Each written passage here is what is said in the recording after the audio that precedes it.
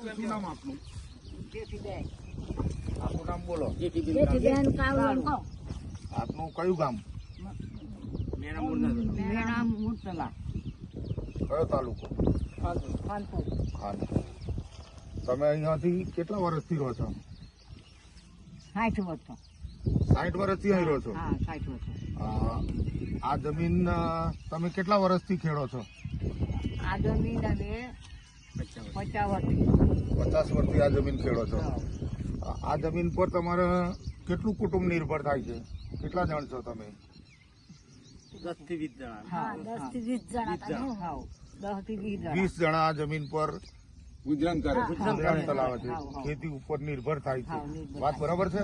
બરાબર છે સાહેબ. હા, તો આ જંગલની જમીન છે કે પોતાની માલિકીની છે? જંગલની. જંગલની. તમે 60 વર્ષથી ખેડો છો? હા, 60 વર્ષથી સાહેબ. એ વાત બરોબર છે? હા, બરોબર છે. બરોબર છે. પછી આ જમીન હમણાં હાલ આ બીજા ભાઈ કોણે છેડી? રોમાપુરા. રામાપુરા પહેલી વાર ખેડી છે? હા, પહેલી વાર ખેડી છે? બીજી વાર ખેડી હતી. બીજી વાર. બીજી વાર કઈ જમીન ખેડી? આ બધી. આ તમારા હકમાં એ જ બેરજબરી પૂર્વક ભરાઈ ગયો? હા, બળજબરી આવ્યો ને? દાદાગીરી કરીને આવ્યો? મારવા ગયેલા.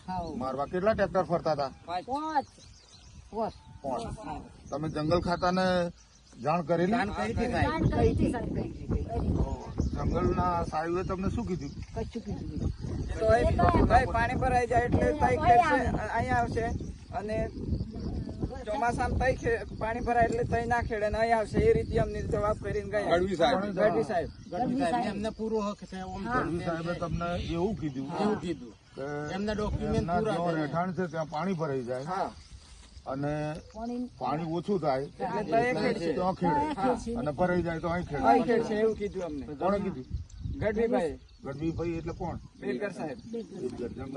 જંગલના બેલગિયા સાહેબે ઉત્તરોત્તર જવાબ આપ્યો. બરાબર. તો અને પેલા ભાઈની તરફેણમાં જવાબ આપ્યો એ જમીન તો ખેડશે. અને પછી સાહેબ એવું કીધું કે ગઢવી સાહેબ એવું કીધું કે તમારે રિપોર્ટ કરવો પડે અને પોલીસ કેસ કરો.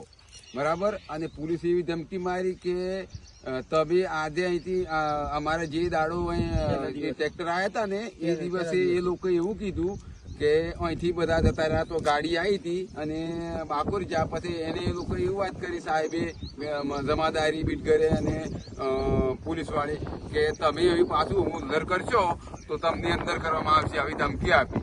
આપડે ઝઘડો તકરાર ના થાય પણ આપણી જમીન પાછી મળે તો તમને કોઈ વાંધો ખરો? ના કોઈ વાંધો નથી. બરાબર.